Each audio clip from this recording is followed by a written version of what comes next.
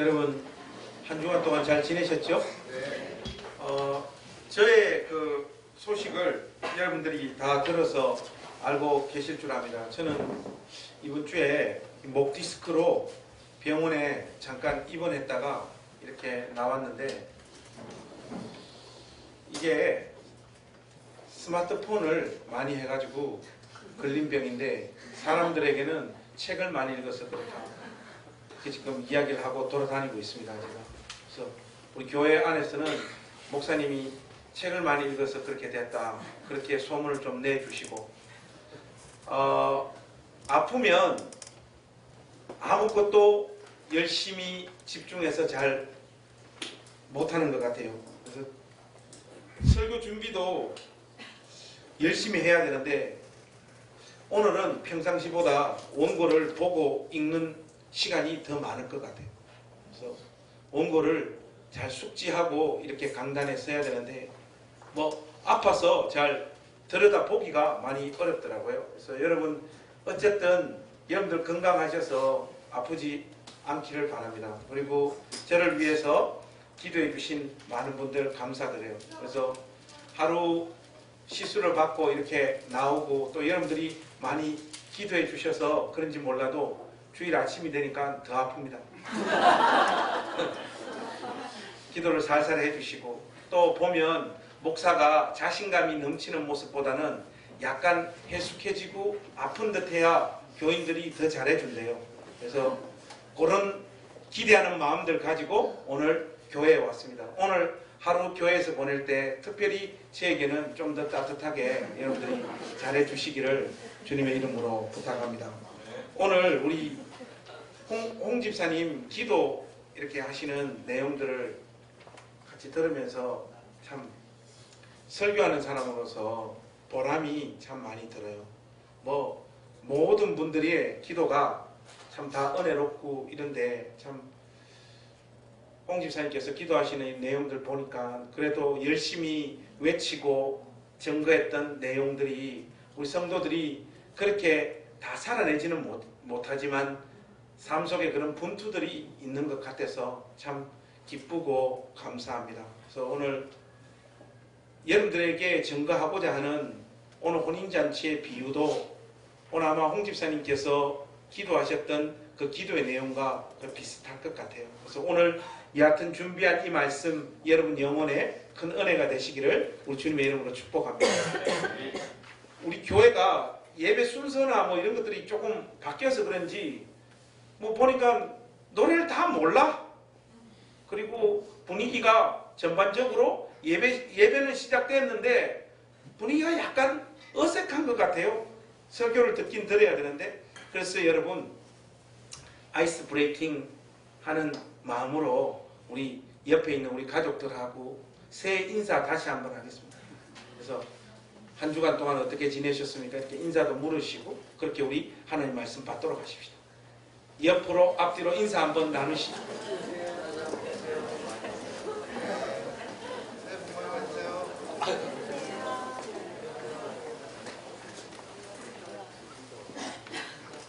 오늘 이 혼인잔치의 비유를 이해하기 위해서는 이 비유가 우리에게 전달되어지고 있는 시간과 공간적인 상황을 우리가 이해를 하고 오늘 이 비유를 살펴봐야 합니다.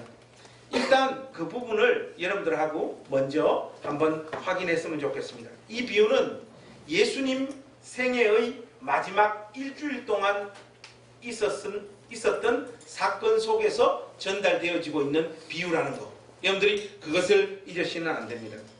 혼인잔치의 비유를 단독으로 말씀하고 계신 것이 아니라 이 혼인잔치의 비유는 바로 그 앞에 나오는 마태복음 상황에서는 두 아들의 비유와 악한 농부들의 비유와 나란히 제시되어지고 있습니다. 특별히 악한 농부의 비유는 우리가 마가복음 문맥에서 한번 살폈던 비유라는 거, 여러분들 그걸 기억해 주십시오. 세 가지 비유가 자기들만의 독특한 내용을 가지고 있으면서도 이 세 가지 비유는 공통된 메시지를 전달하고 있다는 것도 여러분들이 놓쳐서는 안 됩니다. 그래서 세 비유가 공이 가지고 있는 핵심적인 메시지가 뭔가 하면 예수님께서는 자기의 마지막 남은 일주일간의 그 시간 속에서 이스라엘 전체를 향한 판단을 내리십니다. 판단을 내리시고 그들이 하나님 나라의 복음 앞에, 초청 앞에 제대로 응한 자들이 아님을 지적하시고 그들에게 심판의 메시지를 선포하고 있는 내용이 이 세 비유라는 것, 그것을 우리가 1차적으로 좀 정리했으면 좋겠습니다. 그래서 이 비유가 어떤 과정들을 통해서 우리에게 전달되어지고 있는지 한번 살펴봤으면 좋겠습니다. 예수님께서 예루살렘에 입성하신 다음 그 한 주간, 마지막 남은 그 한 주간 예루살렘으로 입성하신 다음 가장 먼저 하신 일은 성전을 청결하게 하신 사건이에요. 그래서 여러분 마태복음 21장으로 한번 가보십시다. 마태복음 21장 10절에서 17절 말씀 우리 한번 교독하겠습니다. 제가 먼저 10절 읽겠습니다. 예수께서 예루살렘에 들어가시니 온 성이 소동하여 이르되 이는 누구냐 하거늘 예수께서 성전에 들어가사 성전 안에서 매매하는 모든 사람들을 내쫓으시며 돈 바꾸는 사람들의 상과 비둘기 파는 사람들의 의자를 둘러 엎으시고 그들에게 이르시되 기록된 바 내 집은 기도하는 집이라 일컬음을 받으리라 하거늘 너희는 강도의 소굴을 만드는도다 하시니라. 맹인과 전원자들이 성전에서 예수께 나아오매 고쳐주시니 제사장들과 서기관들이 예수께서 하시는 이상한 일과 또 성전에서 소리질러 호산나 외세에서 소리하는 노인들을 보고 모여 예수께 말하되 그들이 하는 말을 듣느냐? 예수께서 이르시되 그렇다. 어린 아기와 젖먹이들의 입에서 나오는 찬미를 온전하게 하셨나이다 함을 너희가 읽어본 일이 없느냐 하시고 그들을 떠나 성 밖으로 베다니에 가서 거기서 요하시니라. 예수님께서 이 성전을 청결하게 하신 사건, 좋게 말하면 성전을 청결하게 하신 사건이지만 조금 과격하게 이야기하면 성전을 엎어버린 사건은 예수님과 당대 유대 종교 정치 지도자들과의 직접적인 충돌을 가져온 결정적인 사건이 되어버렸습니다. 이 사건은 성전을 중심으로 하는 유대 종교와 제사 자체를 명백하게 예수님께서 거부하신다라고 선언하고 있는 장면입니다. 그런 다음 어떤 내용이 또 전개되어지는가 하면 무화과 나무를 저주하는 사건을 예수님께서 펼쳐 보이십니다. 여러분, 무화과 나무는 구약 성경에서부터 이스라엘을 상징하는 나무예요. 그 나무를 저주하셨다라고 하는 것은 예수님을 거부하고 나아가서 십자가에 못 박는 일을 주도할 이스라엘을 향한 최종적인 심판을 의미하는 것입니다. 그래서 여러분 21장 18절에서 그 내용이 계속해서 이어지고 있는 것을 우리가 볼 수 있어요. 그래서 여러분 18절 말씀도 한번 보시죠. 18절에서 22절까지 한번 교독하겠습니다. 이른 아침에 성으로 들어가실 때 시장하신지라 길가에서 만무와 나무를 주시고 그리로 가사 잎사귀 밖에 아무것도 사지 못하시고 나무에게 이르시되 이제부터 영원토록 내가 열매를 맺지 못하리라 하시니 무화과 나무가 곧 마르지라. 제자들이 보고 이상히 여겨 이르되 무화과 나무가 어찌하여 곧 말랐나이까. 예수께서 대답하여 이르시되 내가 진실로 너희에게 이르노니 만일 너희가 믿음이 있고 의심하지 아니하면 이 무화과 나무에게 된 이런 일만 할 뿐 아니라 이 산더러 들여 바다에 던져주라 해도 될 것이요. 22절 같이 하십시다. 너희가 기도할 때 무엇이든지 믿고 구하는 것은 다 받으리라 하시니라. 이 두 가지 사건, 성전을 청결하게 하신 사건과 무화과나무 사건을 저주하신 이 연속적인 사건을 보고 또 이 사건 안에 담긴 메시지가 무엇인가를 재빠르게 눈치채어서 알게 된 대제사장들과 백성들의 장로들은 깜짝 놀랄 수밖에 없고 당황할 수밖에 없죠. 그래서 예수님을 향하여 21장 23절에 이런 질문을 던지는 거예요. 예수께서 성전에 들어가 가르치실세 대제사장들과 백성의 장로들이 나와 이르되 내가 무슨 권위로 이런 일을 하느냐? 또 누가 이 권위를 주었느냐? 도대체 누가 너에게 권위를 줬길래 이런 내용을 과감하게 선포한 그 내용으로 백성들을 선동하느냐 하는 것이 이들의 질문의 요체이죠.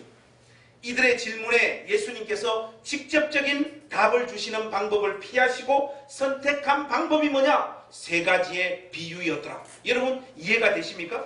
그래서 두 아들의 비유, 악한 농부의 비유, 혼인잔치의 비유를 통하여 예수님께서는 무슨 권세로 네가 이런 내용들을 선포하느냐라고 묻는 그들에게 답을 하고 계신 것입니다. 여러분들이 이 세 가지 비유를 곰곰이 확인해 보시면 아시겠지만 이 세 가지 비유는 말랑말랑한 내용이 아닙니다.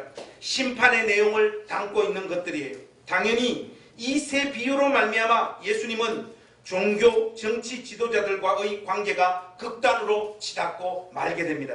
결국은 이 세 가지 비유 때문에 십자가에 못 박혀 죽게 된다라고 말을 해도 과언이 아닌 것입니다. 예수님은 이 세 가지 비유를 통해서 당시의 청중들에게 자신의 인격과 사역을 통해서 이 땅에 임한 그 하나님 나라, 그 나라의 초청에 제대로 된 반응과 응답을 보이지 않는 자들에게 하나님의 심판이 있을 것이라고 선포하고 있는 것입니다. 하나님의 심판은 무서운 책임 추궁도 뒤따르게 될 것임을 분명하게 말씀하고 있는 것이에요. 자기 생이 얼마 남지 않은 시점에서 예수님은 이스라엘을 향하여 그들의 삶에 대해 최종적인 판단을 내리고 계신 것이죠.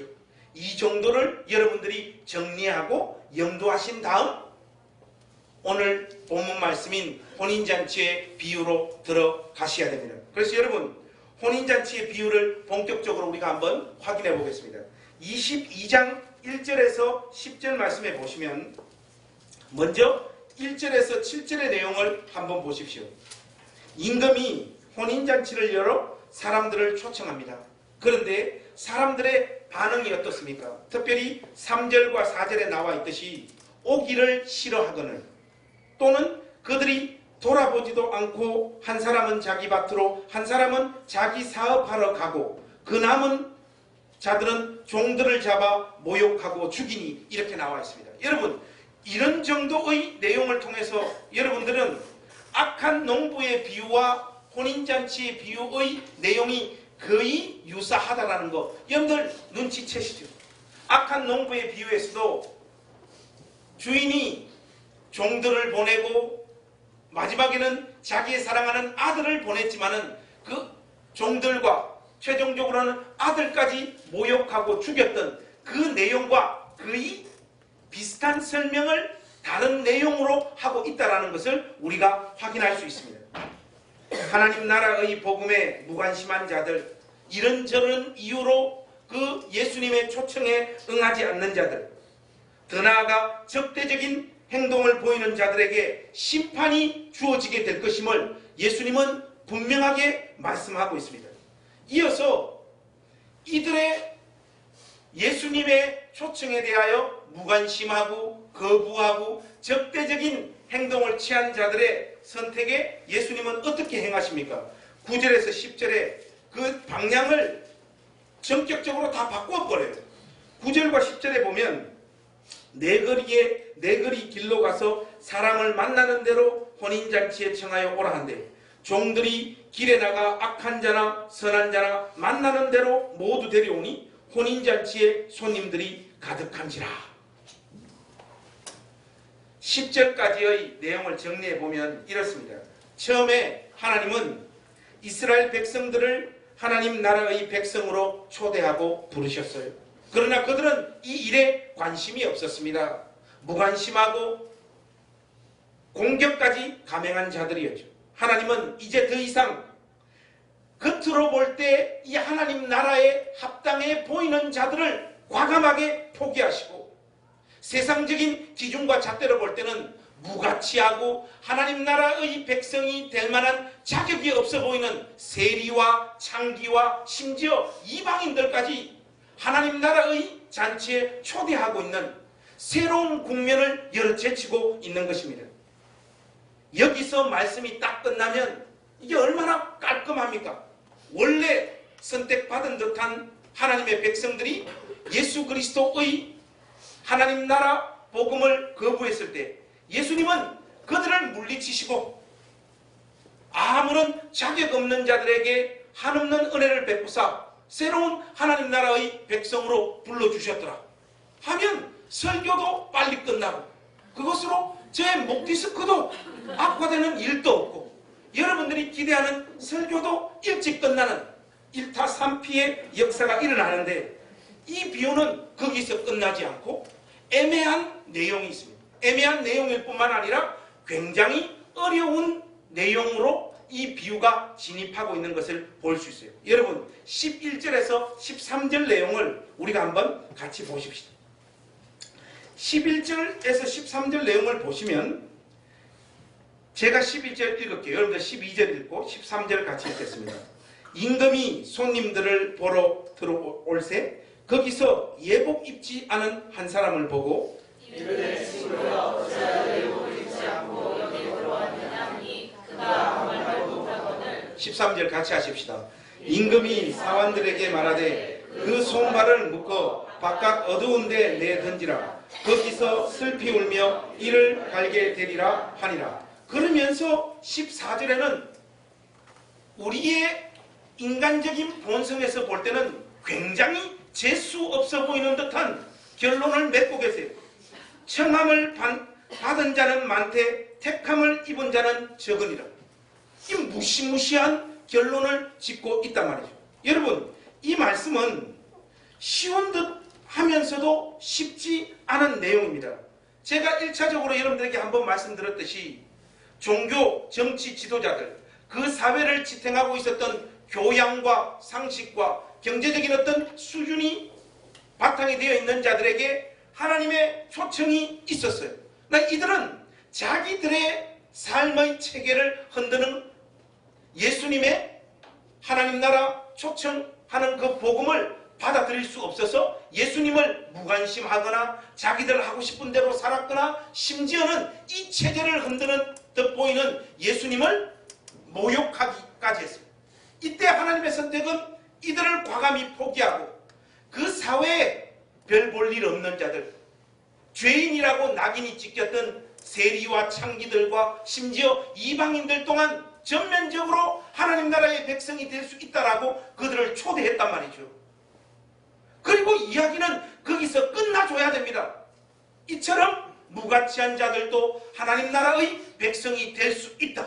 그러나 임금이 최종적으로 보이는 태도는 예복을 입지 않고 그 혼인잔치에 온 자를 손발을 묶어 슬피 울며 이를 갈미 있으리라고 하는 그 무시무시한 현장으로 내던져서 심판하는 장면을 우리에게 보여주고 있단 말이죠.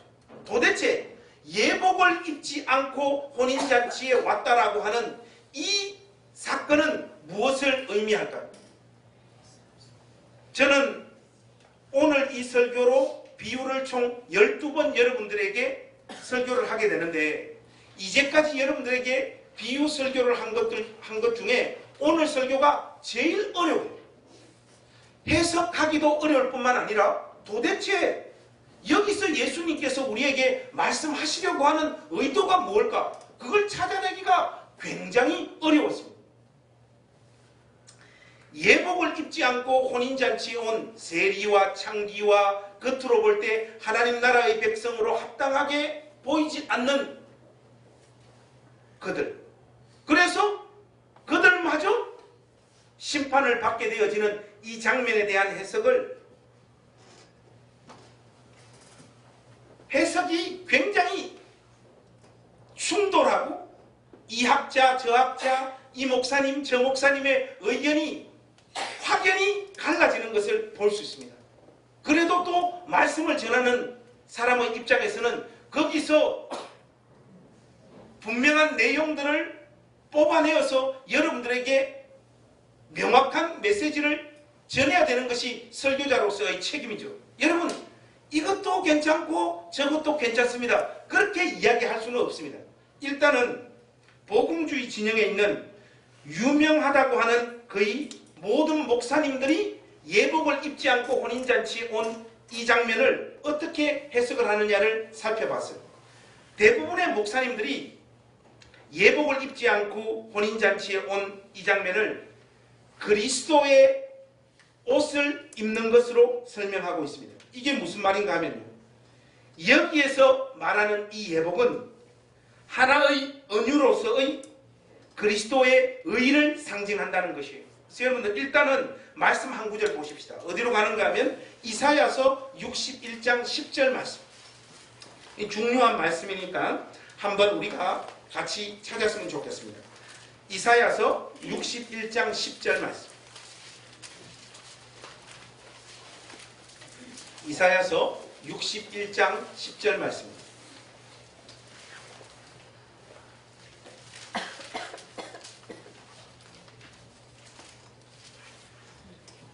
줄을 치시면서 우리 10절 말씀 한번 같이 읽겠습니다. 시작. 내가 여호와로 말미암아 크게 기뻐하며 내 영혼이 나의 하나님으로 말미암아 즐거워하리니 이는 그가 구원의 옷을 내게 입히시며 공의의 겉옷을 내게 더하심이 신랑이 사모를 쓰며 신부가 자기 보석으로 단장함 같게 하셨습니다.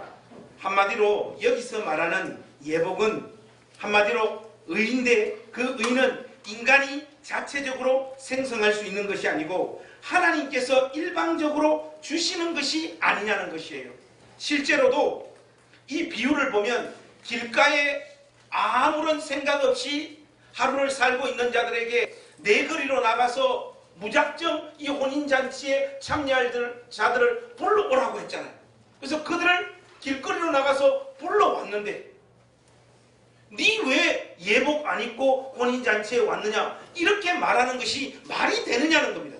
당연히 이 혼인잔치를 열었던 주인은 혼인잔치에 합당한 예복을 미리 준비하고 있었고 연회장으로 들어가기 전에 그 더러운 옷을 입고 연회장으로 들어가면 안 되고 주인이 친히 준비한 이 예복을 입고 연회장으로 들어가라고 했는데 그것을 거부하고 자기의 편한 복장을 입고 연회장으로 들어온 그들을 향한 최종적인 심판의 행위가 바로 오늘 본문의 내용이라는 거예요.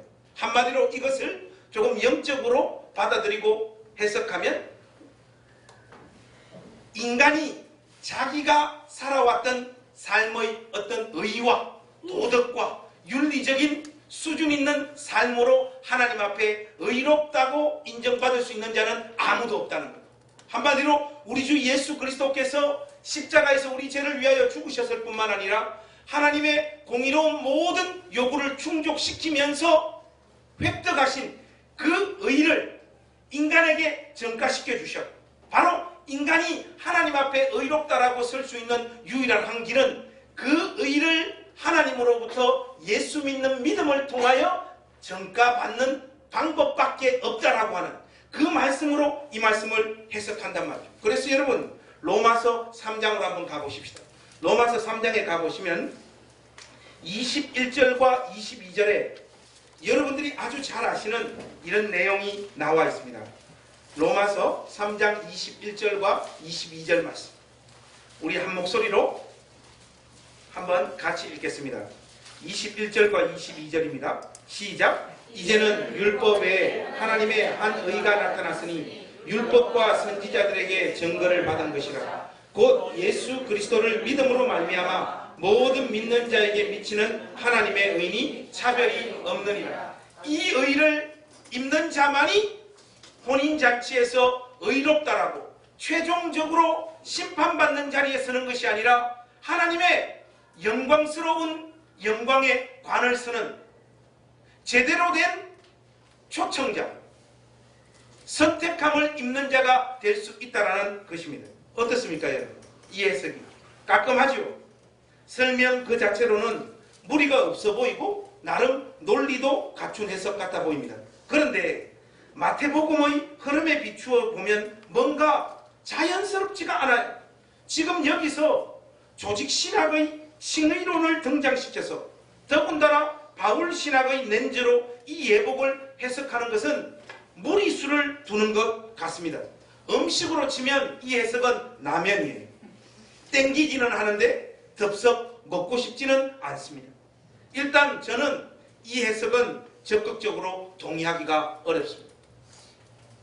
이것은 혼인잔치의 비유의 흐름을 중간에 바울신학을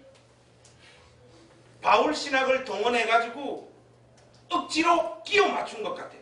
그런데 대부분의 목사님들의 해석이 이 해석을 선호하고 있습니다.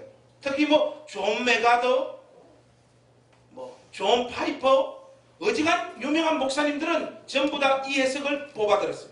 저는 반기를 한번 들어볼 작정입니다. 여러분, 요한계시록 19장으로 한번 가보십시오. 19장에 가면 8절 말씀에 이런 내용이 등장합니다. 요한계시록 19장 8절 말씀.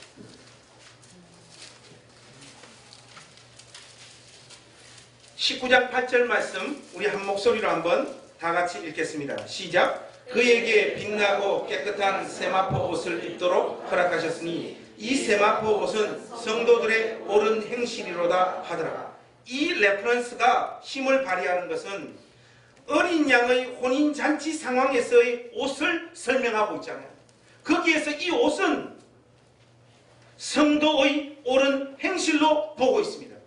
직접적인 연관성이 있는 설명이 되지 않습니까? 무엇보다도 저는 이 비유의 결론인 마태복음 22장 14절의 말씀인 청함을 받은 자는 많되 택함을 입은 자는 적으니라 라고 하는 이 결론을 마태복음의 문맥과 마태복음 상황에서 해석해내야 된다고 생각해요. 무슨 말인가 하면 청함을 받은 자는 많되 택함을 입은 자는 적으니라 라고 하는 이 선언과 평행이 되어지는 내용과 말씀을 마태복음 상황에서 찾아내어서 이 말씀을 적극적으로 해석해야 된다고 생각해요. 개인적으로 저는 이 22장 14절의 이 내용과 평행이 되어지는 본문을 마태복음 7장 13절로 확인하고 싶습니다.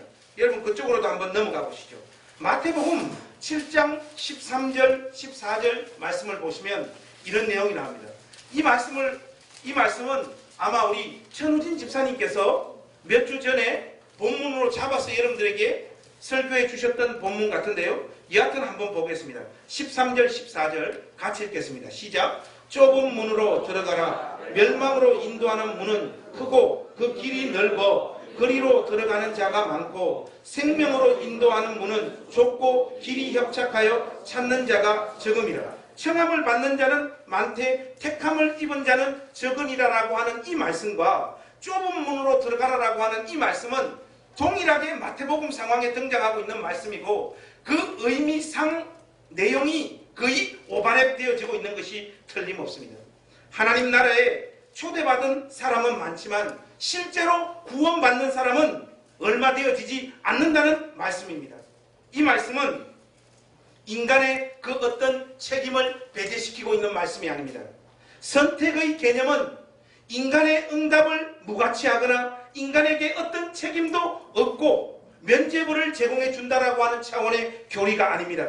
비유의 흐름상 오늘 이 말씀은 예수님의 하나님 나라의 복음에 진심으로 응답하고 더 나아가 그 가르침대로 사는 자들은 얼마 되어지지 않는다는 거예요. 예수를 믿고 예수를 따르되 근성근성으로 믿고 따라오는 인간들이 대부분이더라 이 말입니다. 왜 그럴까요? 예수님이 인생들을 향하여 요구하고 있는 그 하나님 나라의 복음의 본질이 우리의 본성과는 정면으로 충돌하고 있기 때문에 그렇습니다. 이 길은 협착하고 좁아서 찾는 이가 적기 때문이죠.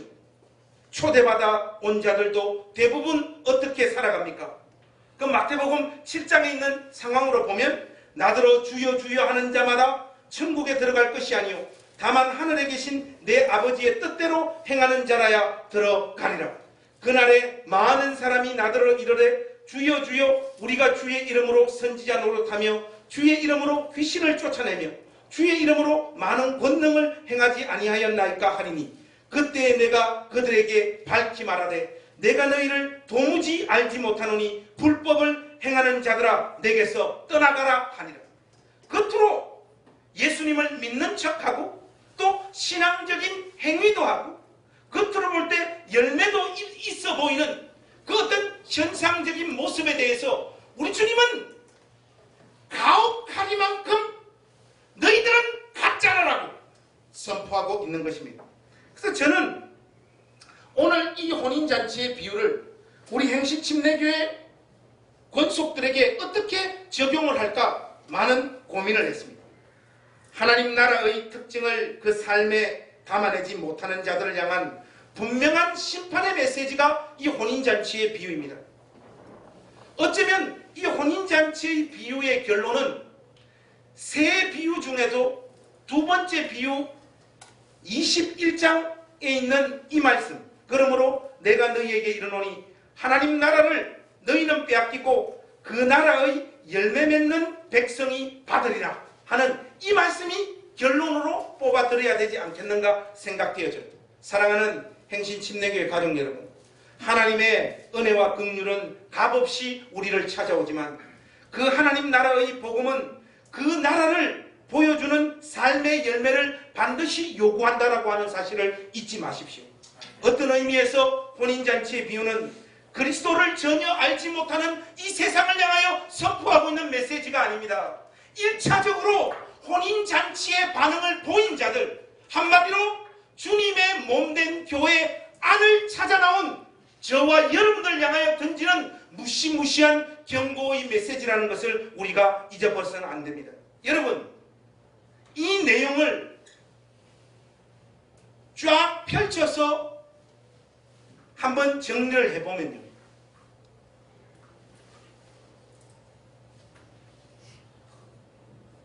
하나님 나라의 복음에 겉으로 볼 때 자격이 없어 보이던 자들, 그러니까 세리와 창기와 이방인 같은 자들은 어떤 의미에서 예수님께서 오셔서 하나님 나라의 복음을 과감하게 선포하시고 그 땅을 지배하고 있었던 악한 체계였던 종교와 정치 시스템을 깨부수고 그러한 그들이 다스리고 있던 나라의 아주 핵심적인 본질적인 잘못들을 지적하는 모습들을 보고 사회의 비주류였던 세리와 창기와 이방인들은 속으로 얼마나 통쾌했겠습니까?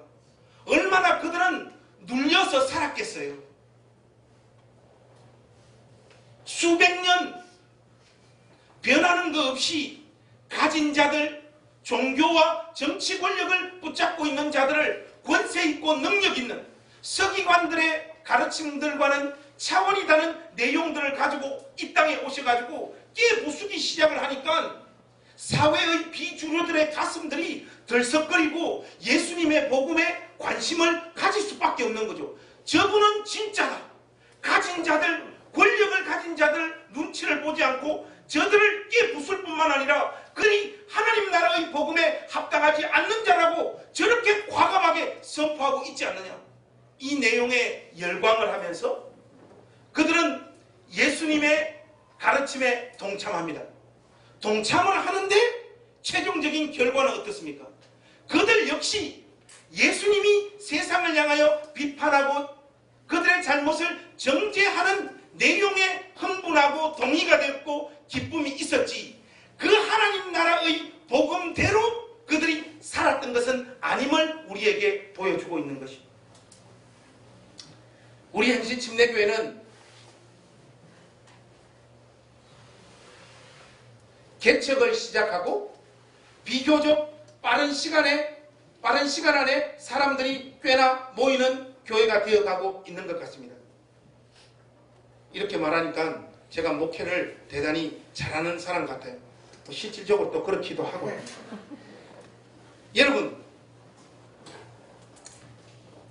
여러분들도 다 아시다시피 한국 교회는 엉망진창입니다. 이 상황에서 누가 주목을 받고 인기를 받느냐? 제대로 까고 비판하면 주목을 받습니다. 근데 많은 분들이 까고 비판하고 지적하는 종교시장으로 뛰쳐나오셨어요. 근데 그분들은 제대로 못 가셔요. 성질만 부리다가 나가 떨어집니다. 저처럼 머리가 좋은 눈치가 빠른 놈이 까면서도 따뜻한 이야기를 하고 따뜻한 이야기를 하면서도 또 까고 이러니까 저기는 좀 다른 놈이 나타난 것 같다. 그렇게 해서 여러분들은 여기에 속아서 온 것입니다. 여러분들이 기존의 교회 질서를 거역하고 약간은 이상한 듯 또 약간은 신선해 보이는 듯한 저와 함께 이 행신교회를 시작한 이유는 오직 하나밖에 없어요. 편안하게 믿고 싶은 겁니다.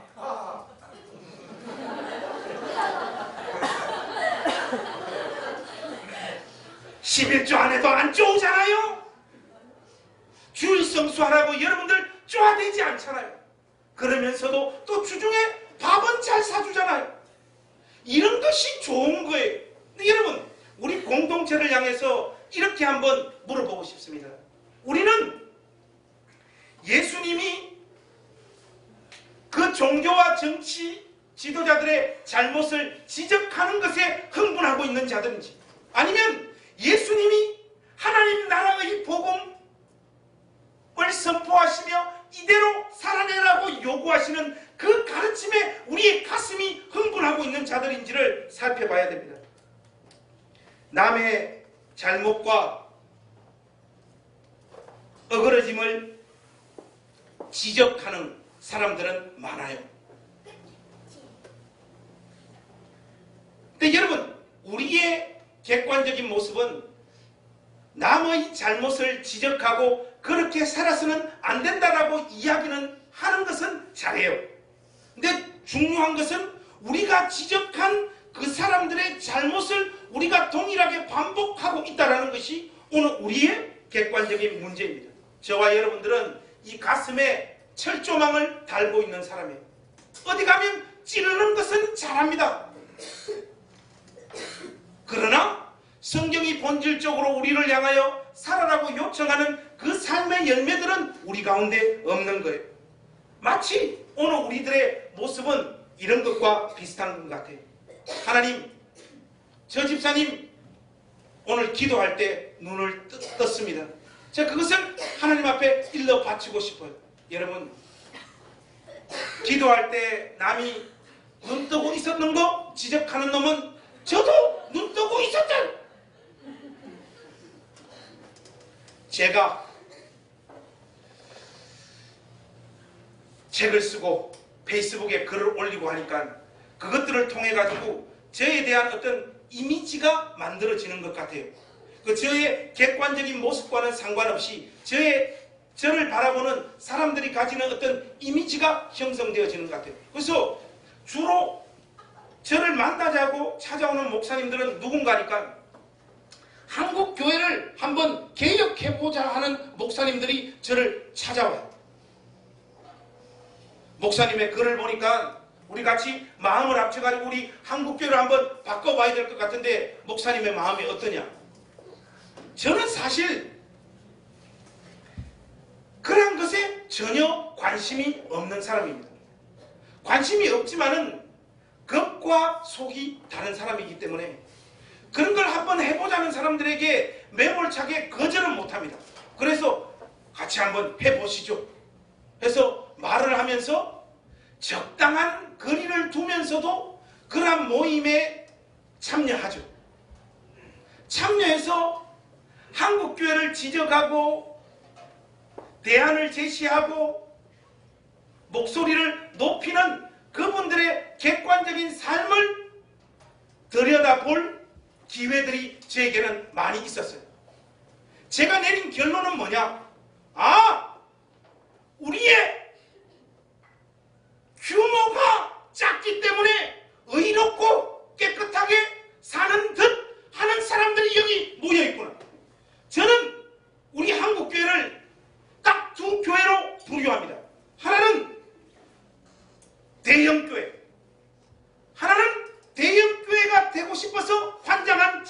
거예요.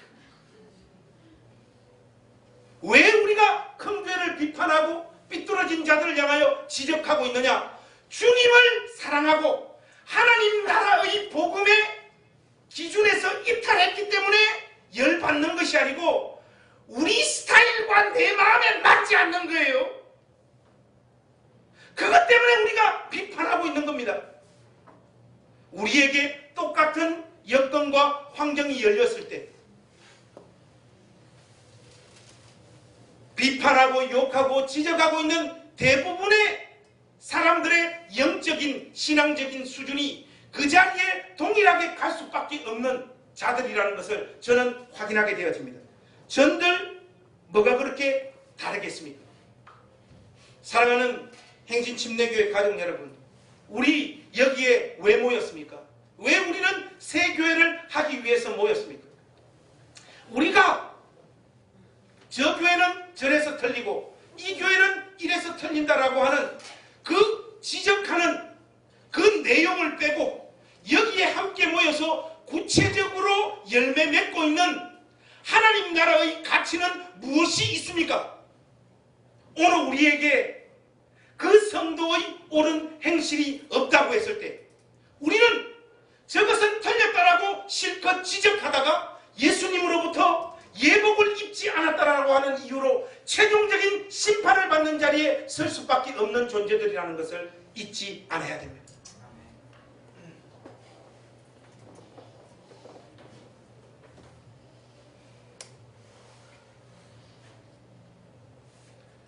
예수님께서 우리를 향하여 초대하고 계시는 그 자리, 그 자리에 진지한 마음으로 임하는 자들을 봤습니까?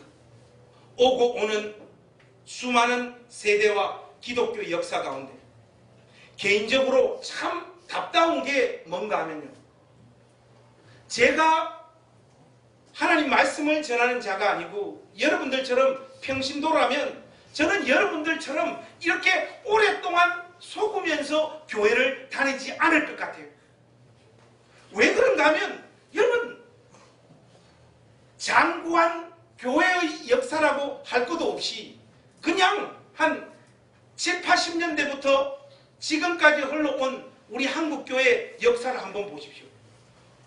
어떤 놈이 출연해서 성령운동을 일으킵니다 하면 야, 저게 맞는가 보다 사람들이 확 몰려갑니다.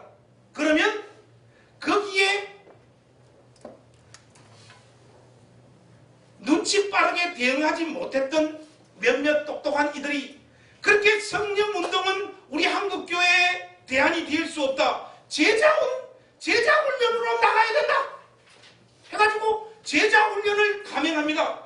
그래서 무슨 점조직처럼 교회를 꾸려가지고 성경 공부를 막 조직적으로 막 해요. 그것의 최종적인 결과가 무엇입니까? 사랑의 교회 아니냐 말이죠.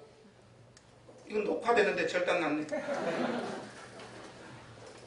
그러면 제자훈련을 통해 가지고 제대로 된 하나님 나라가 구현되어지지 않으니까 결국은 옥하는 목사님의 제자훈련도 틀렸다 해가지고 누가 출연하느냐? 작은 교회 운동이 출연합니다. 큰 교회로 모여가지고는 우리 다 무너질 수밖에 없다. 여러분, 좀 있으면 뭐가 출연하는지 아십니까? 작은 교회는 안 되고 중형교회 운동이 나오게 돼 있습니다. 누가 하느냐? 저하고 최상현 전사님이 한번 해보려고 준비 중에 있어요. 그러면 우리가 그걸 또 열심히 외치면 그 다음은 누가 나오느냐? 결국은 교회가 제자훈련과 성령운동을 혼합해가지고 다시 성장하는 교회로 나가야 된다고 김지호가 목사가 해가지고 외치기 시작합니다. 해먹는 거 우려먹고 지적하고 우려먹고 그거 아니라고 해서 이거 제시하고 그 다음은 결국은 누가 장땡이냐? 예수님 재림하시기 바로 직전에 목사하는 놈이 제일 장땡이가 될 것 같아요. 여러분, 예수를 믿는 게 도대체 뭡니까? 여러분들이 추구하고 있는 기독교 신앙의 본질이 도대체 뭡니까? 여러분들은 누구에게 영향을 받고 무엇이 바로 주님을 따라가는 길이라고 생각하면서 이 길로 나오고 있습니다. 이래 믿어보고 저래 믿어봐도 뭐 명확하게 붙잡히는 게 없습니다. 어쨌든 여기에 마음을 모아서 행신침례교회로 모였지만은, 그래서 처음에는 조금 어색했지만 점점 이 관계망 안으로 들어와서 목사님하고 친해지고, 그러면서 목사님의 생각도 아는 자리까지 온 사람들이 여기에 꽤 되는 것 같아요. 그래서 여러분, 저의 의식 속에서 여러분들 향하여 과감하게 선포하고 있는 그 하나님 나라의 복음의 요체가 뭔 것 같습니까? 여러분들의 눈빛은 분명하게 말하고 있어요. 우리 목사님 뭘 하려고 하는 분인지 나도 잘 모르겠다. 제가 모르는데 여러분들이 알 턱이 있습니까? 제가 모르는 걸 여러분들이 알면 여러분들은 속고 있는 것이죠. 여러분, 어쩌면 우리가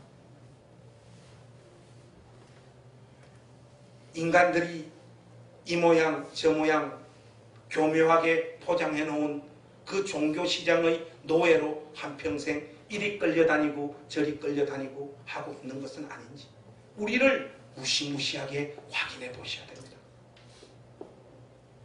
제가 목소리를 높인다고 해서 거기에 혹 해가지고 여러분들의 마음을 빼앗기지 마십시오.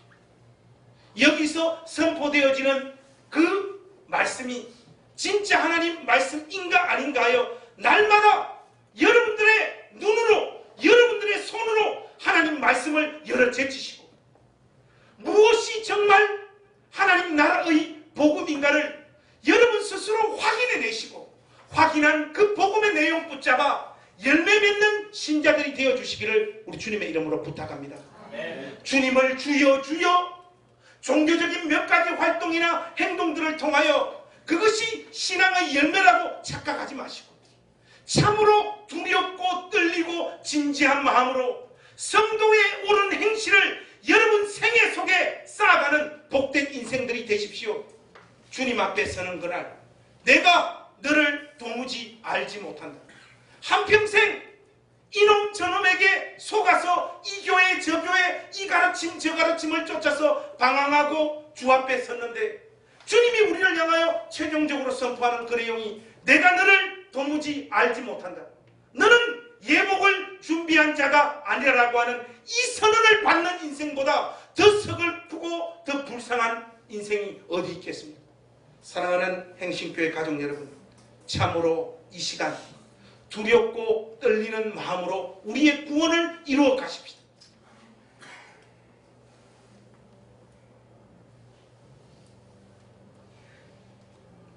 내가 내 신앙의 내용으로 삼고 있는 그 본질은 무엇인가를 무섭게 확인하십시오.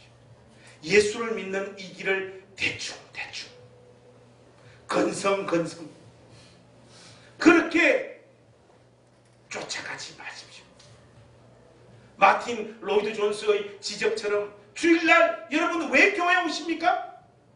집에 가기 위해서 교회에 오잖아요. 관성이 붙은 겁니다. 예배 끝나고 밥 한 끼 먹을 시간도 확보하지 않고 집으로 가는 분들,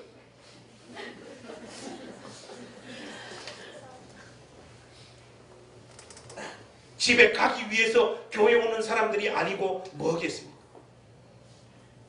저는 여러분들을 이 교회 생활에 열심을 내는 자들로 만들고 싶은 마음이 손톱만큼도 없습니다. 그러나 오늘 이 말씀 의지하여 결론을 내주십시다. 여러분, 예수님을 믿는 우리의 신앙 여정 참으로 진지하고 두려움으로 떨리는 마음으로 이 길 걸어가도록 하십시오. 아멘. 구원의 확신이 있다라고 하는 그 목소리를 높이 들지 마시고 오해 없이 들어주십시오. 저는 차라리 우리 행신교회 가족들이 전부 다 오늘부터 구원의 확신이 사라지는 은혜가 있었으면 좋겠어요. 그래야지 두렵고 떨리는 마음으로 주님을 섬길 거 아닙니까? 내가 볼 때는 구원에 대한 확신을 가지면 안 되는 분인데 확신을 가지고 있어요. 환장할 노릇입니다. 죽어서 주 앞에 갈 자신 있습니까? 하면 다 아멘이래요. 그거 뭐의 영향을 받은 가르침입니까? 제자 훈련 받은 가르침이에요. 목사님들이 그렇게 가르쳤어요. 좀 부족해도 구원의 확신은 있다라고 말을 해야 된다. 그것이 세뇌되어져서 쥐나 꼬동이나 다 구원받은 확신이 있대요. 우리 지호 지은이한테도 제가 확인해 봤어요. 너희들 엄마 아빠가 교회 목사님이고 사모님이라서 구원받는 거 아니야? 너희들 정말로 구원받을 확신이 있어? 하니까 우리 애 새끼들 아빠 그거는 확실하게 있지. 근데 제가 우리 아들 딸에게 말하고 싶은 게 있습니다. 아빠로서 솔직히 저 두 새끼들 구원받을지 안 받을지 모르겠어요.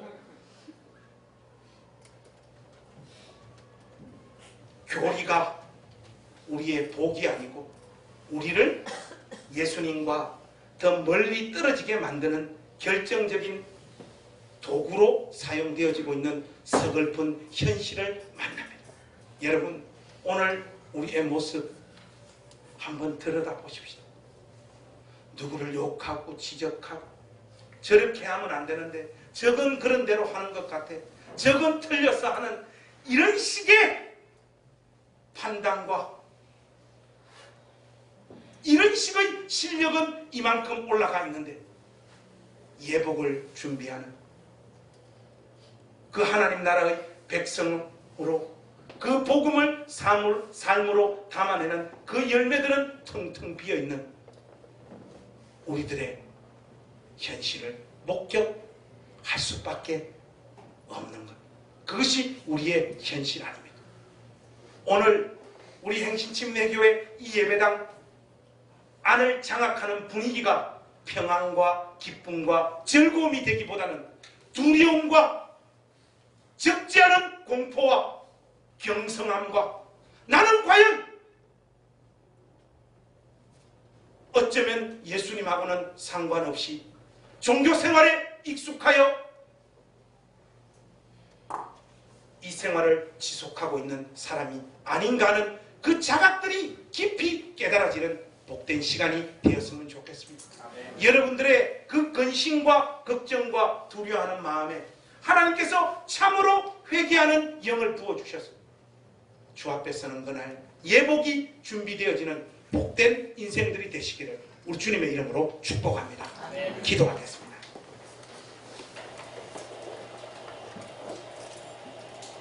하나님, 우리가 믿고 싶은 대로 하나님을 믿고 있는 저희들 긍휼히 여겨 주시옵소서.